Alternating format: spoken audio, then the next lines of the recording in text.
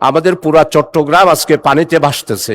আপনি জানেন আমার নির্বাচনী এলাকা আনোয়ারা কর্ণফুলী, এবং আনোয়ারা হলো একদম বঙ্গোপসাগরের পাদতলে অবস্থিত এবং বাংলাদেশের সর্বদক্ষিণে অবস্থিত, এবং কর্ণফুলী হলো কর্ণফুলীর অববাহিকায় অবস্থিত। গত 4 দিনের বৃষ্টিতে আমার আনোয়ারা কর্ণফুলী পুরা সয়লাব হয়ে গেছে। মানুষ অসম্ভব মানুষের অবস্থা খুবই খারাপ, পানি উঠেছে বিভিন্ন জায়গায়, এবং আমার 2 উপজেলার ইউএনওদের সাথে আমার সার্বক্ষণিক যোগাযোগ হচ্ছে। আমাদের পুরা চট্টগ্রাম আজকে পানিতে ভাসতেছে। আমার আগেই আমাদের মাননীয় এমপি সরওয়াজ্জামান নিজাম অভিহিত করেছেন, বিশেষ করে আমার লোহাগাড়া, সাতকানিয়া, বাঁশখালী, চন্দনাইশ, পটিয়া, আনোয়ারা, কর্ণফুলী এবং আমাদের মাননীয় মন্ত্রী অর্থমন্ত্রী আছেন, ওনার এলাকায় আমরা পানিতে ভাসতেছি। অসম্ভব কষ্ট হচ্ছে।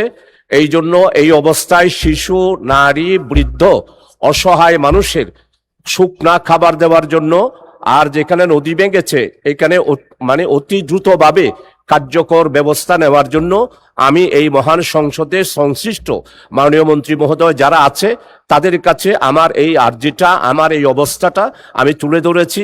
মাননীয় স্পিকার, আপনার পক্ষ থেকে একটা নির্দেশ দিলে অত্যন্ত বাধিত হব মাননীয় স্পিকার।